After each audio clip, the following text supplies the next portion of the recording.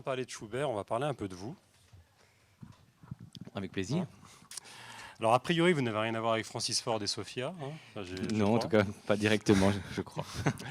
Sauf que, comme eux, votre famille puise ses racines en Sicile, et c'est grâce à elle, et particulièrement à votre grand-père, que vous vous êtes éveillé à la musique.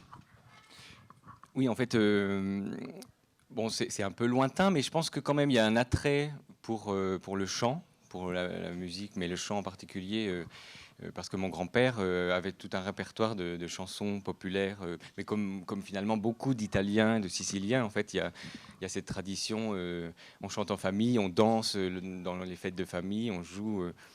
Et, euh, et voilà, dans les souvenirs que j'ai de mon grand-père, en tout cas, dans mes débuts, dans les premières années de piano, et même ça a duré pendant pas mal d'années, à chaque fois qu'il venait à la maison, il disait joue-moi un morceau de piano. Et dès le B à bas, chaque fois, il s'asseyait à côté du piano. Et il fallait que je joue un petit morceau. Puis après, bon, c'est bon, on peut aller faire autre chose. Donc là, aujourd'hui, vous vivez un rêve éveillé, et nous sommes réunis ce soir pour parler de votre nouveau disque, donc Valse noble et sentimentale de Franz Schubert.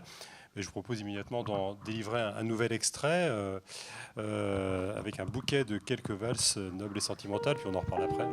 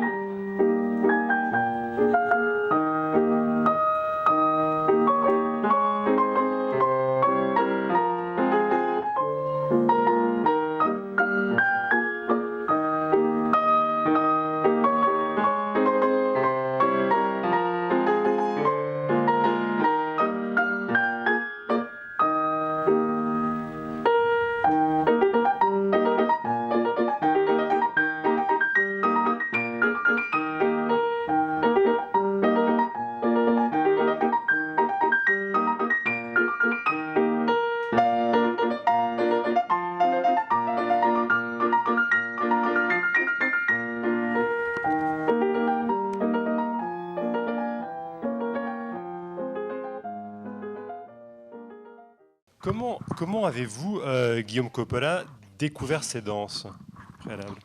Alors en fait, il y a deux gros recueils de danse de Schubert. J'avais un des volumes à la maison et j'avais joué déjà quelques Ländler en concert. Et en fait, c'est un été. J'étais chez des amis près de Toulouse. J'avais mon programme de piano, mais j'avais emmené ce recueil aussi pour déchiffrer, pour connaître un petit peu mieux toutes ces danses, parce que je jouais quelques Ländler seulement. Et en fait, je me suis mis à déchiffrer les valses un petit peu une par une comme ça. Il me semble que j'ai commencé par les valses sentimentales.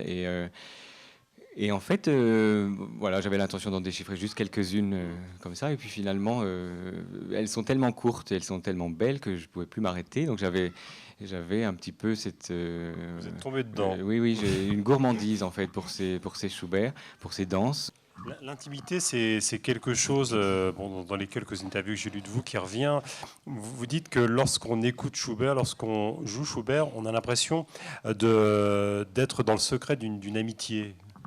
Comme si vous étiez vraiment proche du compositeur. Je pense très proche. Oui, Schubert, c'est un des compositeurs qui a peut-être le mieux réussi à saisir, à comprendre et à retranscrire les sentiments humains dans toute leur richesse, leur complexité, leur variété, leur subtilité. Et moi, je trouve que quand on écoute sa musique, il n'y a pas juste joyeux, triste, mais on a l'impression de se reconnaître, parce que ça englobe une variété d'états émotionnels, de sentiments.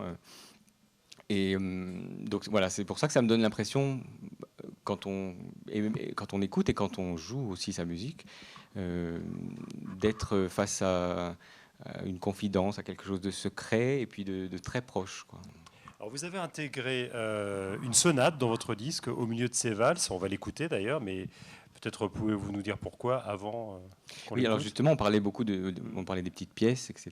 Et je me suis dit, c'est dans ce disque, il manque voilà quelque chose qui dure, quelque chose qui nous emmène d'un point A à un point B avec une histoire qu'on raconte, puisque finalement ces valses sont des instantanés. Donc on est dans une émotion comme ça d'une quelques secondes et furtive. Et j'avais envie pour faire un pendant, donc de proposer une œuvre plus large, quoi, un cheminement dramatique.